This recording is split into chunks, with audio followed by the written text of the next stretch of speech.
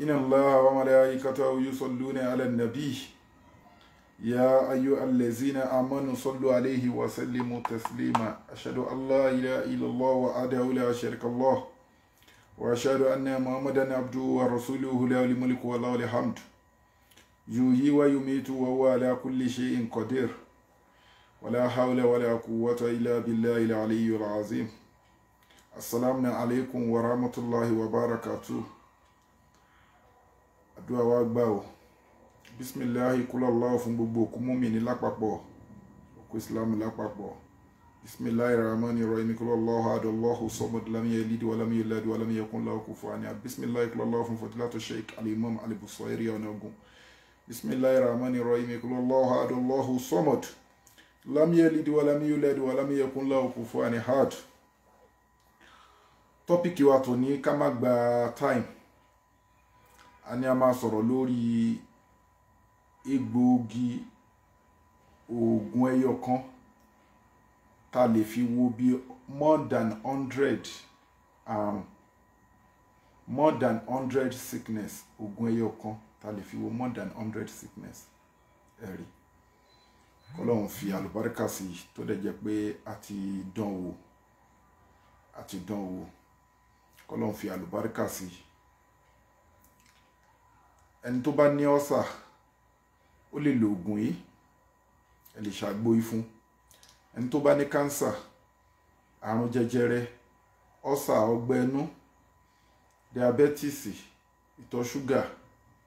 ẹ lè ṣe àgbo yìí fún. Ẹni tó bá ní pile tí díẹ̀ yọ àti kọ́ wa lóògùn ẹ̀ bẹ̀tì oògùn yìí náà ó tún ṣiṣẹ́ fún. Ẹni tó bá ní ikọ́, ẹni yàtọ̀ sí asthma, ẹni ikọ́ èyíkéyìí ẹ lè ṣe fún. Àwọn tó bá ní infertility problem ó lè máa gbo iná. Oríṣiríṣi àìsàn lẹ lè fi wò bí sinillahi ta'ala. Tọ́lọ́run ló sọ fún wa pé kulli da'in lahu dawahu falitatlibu dawahu lidayikun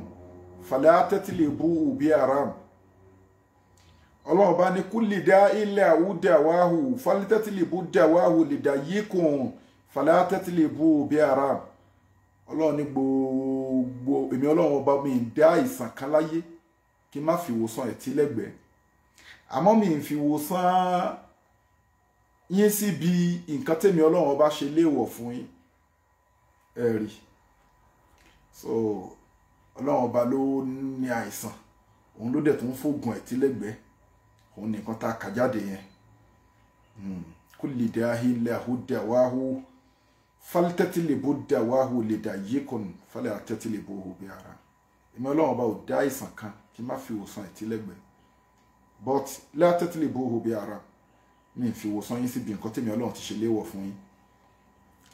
Àdúrà gbogbo wa gbà. So àgbo yìí gbogbo nǹkan lè fi kojú. Ọlọ́run fàṣẹ sí. Ọlọ́run ló láṣẹ lọ́dọ̀. Innama amruhu iza arada shay'an an yaqula lahu kun fayakun. Badi'us samawati wal ard wa iza qada amran fa innama yaqulu lahu kun fayakun. Man kana Allah an yattakiza min waladin subhanahu iza qada amran fa innama yaqulu lahu kun fayakun. Gbogbo àṣepátápátá Ọlọ́run ọba ló ní. Ẹ̀rí. Ó tún sọ fún wa nínú àyà kan náà pé balillahil amru jami'an. Níbi tọ́lọ́run ti ń sọ̀rọ̀ ọ̀rọ̀ wòsàn náà ló tún sọ débẹ̀. Ó ń sọ bá Al-Qur'an ṣe tóbi tó. Ipe Al-Qur'ani walau anna Al-Qur'anan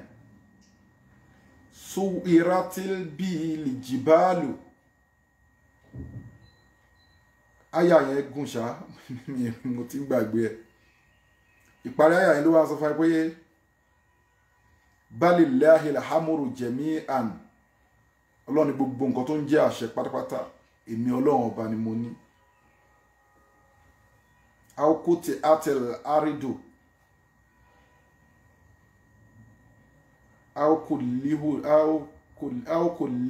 kàlímọ̀ húbìlì mọ̀ọ́tà àbí báwo lóye àyà yẹn ṣe ń bọ̀. Mo ń tẹ́ àti rántí ni. balillahi alhamru jami'an ọlọ́run ní gbogbo àṣẹ pátápátá èmi ọlọ́run bá mú ní kí la wá ń dààmú sí. so ọlọ́run tó bá ṣe egbògi kan àbó ń bẹ ọlọ́run lórí nǹkan kan àbí ó ń ṣe àdúrà àbí òun mu ọ̀ǹtún ni àbó ń ta òdà sómi lórúkọ ọlọ́run ayé alukuriani láti fi wá nǹkan kan láti fi yanjú nǹkan kan àbáwọn egbòogi tọ́lọ́run dá yìí ó kó pọ̀ balillahi alhamru jami'an àṣẹ tó máa ẹni tó máa jẹ́ kó ṣiṣẹ́ ọlọ́run ọba ni torí òun ló ti sọ fún ẹ pé balillahi alhamru jami'an gbogbo àṣẹ pátápátá èmi ọlọ́run ọba mo ní jalla jalaluka ẹ̀dá kan ò lè ṣe nǹkan kan lẹ́yìn ọlọ́run kódà kò ti lórí gbogbo àwọn nǹkan tá ń kọ́ wa yìí àwọn nǹkan tá ti rí ní tá ti ṣe rí ní a máa lè fọwọ́ ẹ̀ sọ̀yà tó lọ́lọ́run ọba ló ní kún lọ́dọ̀ wallazi alaka samawati wal arda bil haqqi wa yawma yaqulu lahu kun fayakun wa inama qawluna li shay'in idha aradnahu ay yaqula lahu kun fayakun àmọ́ inama amru idha arada shay'an ay yaqula lahu kun fayakun ó ní very popular táwọn èèyàn mọ̀ mẹ́jọ sí ni kun fayakun ẹ̀ tó ń bẹ nínú Al-Qur'ani ẹ̀rí.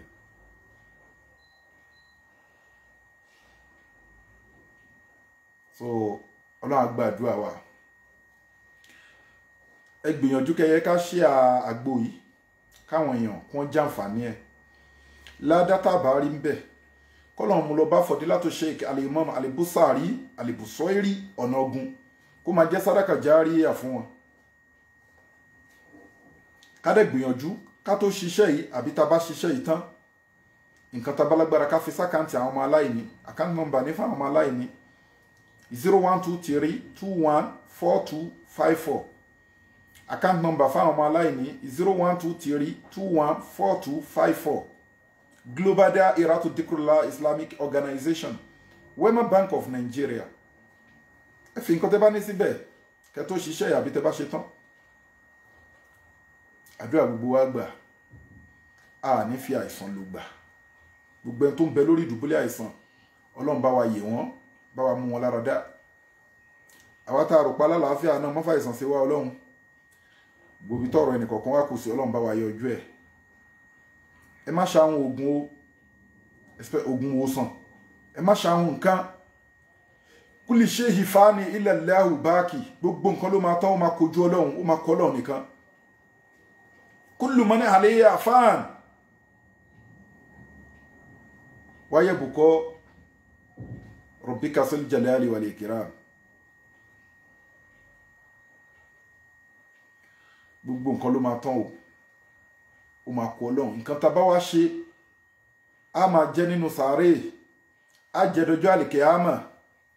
ẹ̀rọ àwọn babaláwo gan wọ́n á ní àfògùn sínú kú kì í réyàn júbà ẹ̀ àwọn babaláwo ló mọ sọ bẹ́ẹ̀ o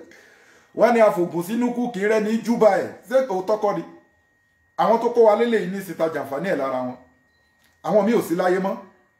àwọn míì sì ń bẹ láyé àwọn tí ò sí láyé mọ́ nísìn gbogbo bí ta ti ń fi iṣẹ́ yìí ta ti fi ń gba yìí ta ti ń ṣe fáwọn èèyàn tí wọ́n ń dúpẹ́ wọ́n ń gba ládà àṣàdúrà fún wọn àdúrà ń bá wọn sàdákà járíyà ni yóò lọ bá wọn nínú nǹkan mẹ́ta tí ó máa bókù ní ẹ̀rí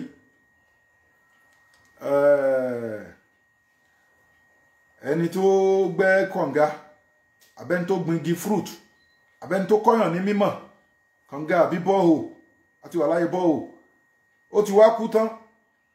wọ́n wá ṣe mu omi yẹn sì ń ṣàwọn èèyàn láǹfààní sàdákà járíyà ni ládé àṣì lọ máa bá ẹni tó kọ́yàn ní mímọ̀ gbogbo ìgbà tí wọ́n bá ń lo mímọ̀ yẹn tí wọ́n bá fi ń pàṣẹ nú ayé ládé àṣì lọ máa bá ẹni tó gbingi fúrúùtù àbó gbingi kan igi yẹn tóbi ó kọ́fà òrùn àwọn èèyàn máa ń sásá bẹ́ẹ̀ ó sì ti kú wọn ò gégi náà wọ́n máa ń sásá bẹ́ẹ̀ fóòrùn ó ń gba ládá àbó ní fúrúùtù lórí wọ́n ń sásá bẹ́ẹ̀ fóòrùn wọ́n sásá bẹ́ẹ̀ fójò wọ́n tún jẹ fúrúùtù ẹ̀ ládá ẹ̀ ló ń ba bẹ́ẹ̀ lẹ́ni tó kọ́yàn ní nǹkan ẹ rí pé mímọ̀ ẹni tó kọ́yàn ní mímọ̀ ẹni tó kọ́yàn lóògùn ìwòsàn náà ebi mímọ̀ ni àwọn tíṣà wa tó ń kọ́ wa níwèé àwọn àfáà wa tó ń kọ́ wa ní kéwú àwọn tó ti bọ́ sọ́dọ̀ ọlọ́run bisimilayi kúlọ̀ aláwọ̀ fún wọn bismillahir rahmanir rahim kul Allahu ahad Allahu samad lam yalid wa lam yulad wa lam yakun lahu kufuwan ahad. Ẹ̀rí a gbọ́dọ̀ máa fi nǹkan ṣàwọn ẹ share program yìí máa hold ẹ̀ iṣẹ́ tọ́wà náà ń ṣe ni àdẹ torí pé bóyá torí pa ń ṣe àtàbá ń kọ́ àwọn èèyàn nísìn ṣáwọn èèyàn á máa bẹ̀ wá mọ́ no wa huwa yutihimu wala yutihamu ọlọ́run ba ló ń fìdí wa táwa ò fìdí ẹ̀ àti àmọ́ omi júhí wa hamnahu min hawfi ọlọ́run ló ń fìdí wa kò sí kò kọ́yàn nǹkan kò ṣe kìíní ibi tí wàá ti máa jẹ ọlọ́run máa ṣe máa wúwọ́ mọ́ nǹkan á kúrò láyé yìí kul innal mawta allazi tafirruna minhu fa innahu mulaqikum summa turadduna ila alimil ghaibi wa shahada fayunabbiukum bima kuntum ta'malun. So gbogbo nǹkan tá bá ṣe níṣẹ́ fayunabbiukum bima kuntum ta'malun. Gbogbo nǹkan tá ṣe kọ̀rọ̀ àti tá ṣe gbangba Ọlọ́run ní mọ̀ nípa alimil ghaibi Ọlọ́run bá ní mọ̀ nípa gbogbo nǹkan tá ń ṣe pátápátá tá bá ti wá kú tán o fayunabbiukum bima kuntum ta'malun. Ó máa play gbogbo nǹkan tá ṣe hàn wá àyèbí tó ti ń sọ̀rọ̀ fún wa nínú Al-Qur'ani à ń sọ ilé torí àwọn tí wọ́n máa ń fẹ́ hold nǹkan tó ń fẹ́ kọ́yàn ní nǹkan kò sí nǹkan tá mú wáyé kò sí nǹkan tá mú lọ àfà sí nǹkan tá mú lọ o ẹ jẹ́ ká ṣe dáadáa lé ayé ẹlòmí ara máa tábà sí ń kọ́ àwọn èèyàn ní nǹkan yìí má jẹ́ ká ara ta ẹ̀ ọlọ́run ọba tó wà léwé àtegbò ńkọ́ ọlọ́run ọba tó ní atẹ́gùn tó ń gbà ńkọ́ ọlọ́run ọba tó ní oòrùn tó ń gbà ńkọ́ ọlọ́run ọba tó ń fún ẹ lóúnjẹ tó ń fún ẹ ní mímu tó fún ẹ lọ́mọ tó sì ẹ́ léèyàn kí ló ń sọ fọ́lọ́ kí ló ṣe fọ́lọ́ kí ló lọ́n gbà kó tó ṣe yẹn fún ẹ so ọ̀yẹ́ ká gbìyànjú ká máa ṣàánú ara wa kọ́lọ́run ọba náà ká lè máa ráàánú gbà látọ̀dọ̀ ọlọ́run ọba tó dá gbogbo wa. Now àgbo yìí mo ní a lè lò fún cancer a lè lò fún diabetes a lè lò fún ulcer a lè lò fún pile ìdí yíyọ a lè lò fún high cough àwọn ikọ́ tó lágbára a lè lò fún àwọn nǹkan tá a kálẹ̀ a tún lè lò fún àwọn nǹkan mi a lè lò fẹ́ni tó pé skin ẹ̀ bàjẹ́ tó rashes àbí a tún lè lò fún gbogbo ẹnikẹ́ni tó bá fẹ́ ṣe àgbo yìí kó gbìyànjú kó bá wa wá pot kó wá ju òkúta akọ ẹyọ kan sísàlẹ̀ pot yẹn òkúta akọ ẹyọ kan tó bá ti ju sísàlẹ̀ pot yẹn kó wá wá ewé ọ̀gẹ̀dẹ̀ plantain ewé ọ̀gẹ̀dẹ̀ plantain àti ewé ọ̀gẹ̀dẹ̀ wẹ́rẹ́ kó pa méjèèjì pọ̀ kó ṣù lóṣùká tó bá ṣù lóṣùká kó gbé òṣùká yẹn lórí òkúta yẹn nínú kòkò kó wá fi ewé àbámọ́dá tútù etí ẹ̀ máa ń ní zigzag báyìí ó máa ń tíkì lọ́wọ́ báyìí etí ẹ̀ máa fẹ́ máa níbi ṣé purple ni àbí brown zigzag pàtí ewé yẹn máa green so ó máa ń sábà fẹ́ wù sí ibi àpáta ó tún máa ń sábà ó máa ń wù káṣọ àbẹ̀tí bí àpáta láti máa wà ní ìgbà tá a wà ní Nàìjíríà so ewé àbámọ́dá a kó lé orí òṣùká yẹn a wá kó ewé akíntọ́lá a kó lérí ewé àbámọ́dá a wá bu omi sí kò jù bẹ́ẹ̀ lọ tó bá ti bu omi sí a wá sè lágbo tó bá ti sè lágbo ẹni tó bá ní ìpèníjà lórí àwọn nǹkan tá a kà sílẹ̀ síwájú yìí àtàwọn nǹkan míì náà kó máa mu kọ́pù kan láàárọ̀ kọ́pù kan lọ́sàn-án kọ́pù kan lálẹ́ tó bá yíkẹ́ tó ráyè testing ni tó bá lò sáà fún bí oṣù kan kó lọ ṣe test lórí àìsàn tó bá wù kó mọ̀ sí bí ìsínìláì tó rọ́lọ́wọ́n bá ti sọ fún wa pé kí ni o balillahi le amuru jẹ̀míhà gbogbo àṣẹ pátápátá èmi ọlọ́run bá mo ní èmi ọlọ́run bá ni mo ní wíbẹ̀ jẹ́ bẹ́ẹ̀ lọ́wọ́ balillahi alhamru jami'a ọwọ́ Ọlọ́run ọba làṣẹ wà àṣẹ ò sí lọ́wọ́ ẹnìkan kíní ìdá mi lójú ó dá mi ní mo dá ẹ létí Ọlọ́run lè disappoint ẹ wàá fi tì sọ́dọ̀ Ọlọ́run ni èyí tá a dẹ̀ kọ́ra wa tó jẹ́ àgbo yìí náà Ọlọ́run bá ti sọ fún wa òun ló ní ìwòsàn lọ́dọ̀ ó ní kú lè dá ilẹ̀ àwùdẹ àwáhù fálítátìlìbù dẹ àwáhù lè dá yíkùn fálátátìlìbù ùbí aram èmi Ọlọ́run bò ní dá ìsàn kan kí n má fi ìwòsàn ẹ̀ tí lẹ́gbẹ̀ẹ́ àmọ́ látátìlìbù ùbí aram mi fi ìwòsàn yín síbi nǹkan tẹ́mi Ọlọ́run bá ṣe léèwọ̀ fún yín torí náà tó bá kó gbogbo nǹkan jọ pátápátá tó kó àgbójọ ó hàn tú ni ó ń gbàdúrà ni nǹkan tó máa retí ń bẹ̀ ni pé Ọlọ́run bá ní kó fàṣẹ sí tọ́rọ́ Ọlọ́run bá ti sọ fún ẹ pé balillahi alhamru jami'an gbogbo àṣẹ pátápátá èmi Ọlọ́run bá mú ní àṣẹ lọ́dọ̀ Ọlọ́run bá ló sọ bẹ́ẹ̀ la fi ń sọ fún yín pé tẹ bá ti ṣiṣẹ́ yìí tán o àìdà kó tó ṣe àbí tó bá yẹ tán fi nǹkan tó bá lágbára sákàǹtì àwọn ọmọ aláìní àwa náà kọ́ káàkiri àwọn bàbá wa iṣẹ́ tí wọ́n ń ṣe nìyẹn wọ́n kọ́ wa àwa káàkiri náà àwọn àgbààgbà afá náà wọ́n kọ́ wa àwọn tó jẹ́ oníṣègùn o mọ̀ pé yàtọ̀ wà láàrin oníṣègùn àti babaláwo àwọn tó jẹ́ oníṣègùn haran tí wọ́n dì pẹ̀lú sickness tí wọ́n practice egbògi wọ́n akẹ́kọ̀ọ́ lọ́dọ̀ wọn káàkiri ní Nàìjíríà ń bẹ láfíríkà wa ń bẹ ẹ understand àdẹ̀tú kúrò ń bẹ a tún lọ kọ káàkiri ní Asia èyí tá a kọ́ ní China èyí tá a kọ́ ní India èyí tá a kọ́ ní Malaysia wà ń bẹ àtàwọn Arab country míì tí kìí ṣe pé ti tẹnu o àwọn tó mọ̀ ẹ ti understand so bá ṣe wá kiri yẹn tá wá kọ kiri yẹn ká fi ṣàánú especially àwọn àǹsí báyìí bàbá mi ń bẹ lálìkẹ́ àmọ́ sàrà mélòó ni mo lè máa rí ṣe lójoojúmọ́ fún amẹ́lẹ́ yìí náà tí n bá ń ṣe táwọn èèyàn ń ṣe tí mo fi ń pe orí ẹ̀ òun ló bí péjì táwọn èèyàn ń lò tí wọ́n ń gbádùn tí mo sì ti fi sọ orí ẹ̀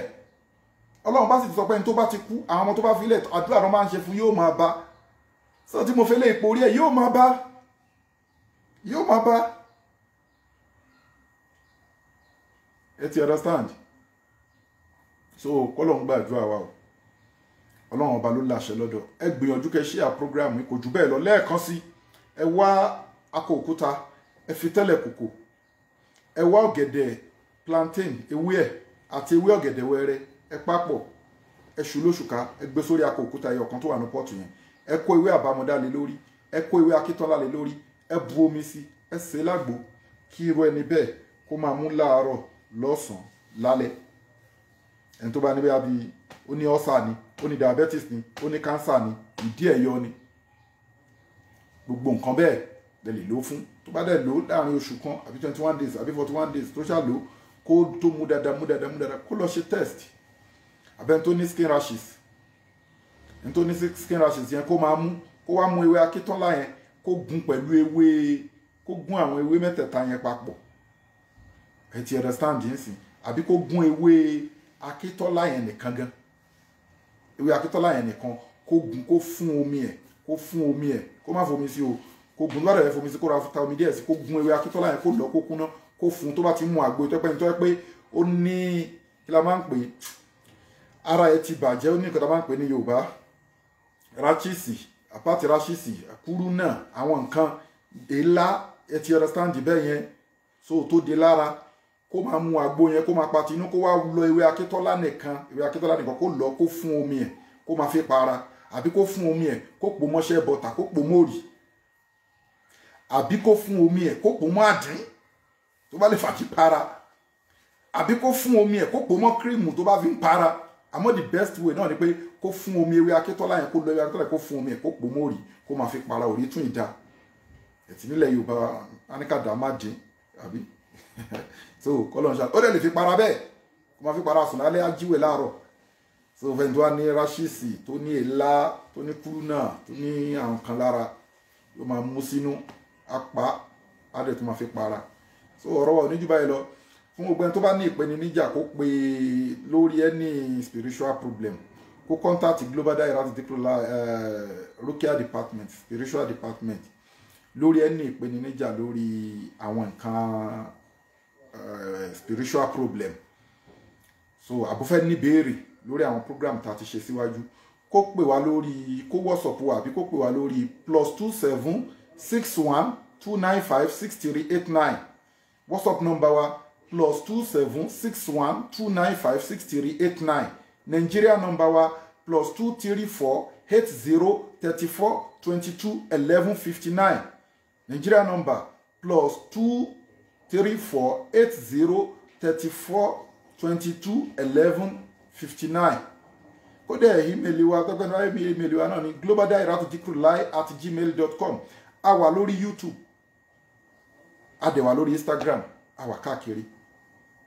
You understand? So kò wá síbi tó bá wà, a dẹ̀ láwọn item náà tá ń ta sọ̀rọ̀ nípa all in one product wa fún yín. Ó wà ń bì. A sọ̀rọ̀ nípa all in one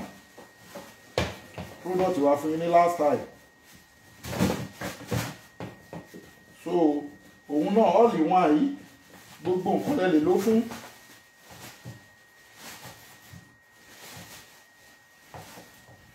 All in one yìí gbogbo nǹkan lè lò fún. A ti sọ̀rọ̀ lórí òun náà. Anything lè lò fún 25,000 la ní kó máa ta ní Nàìjíríà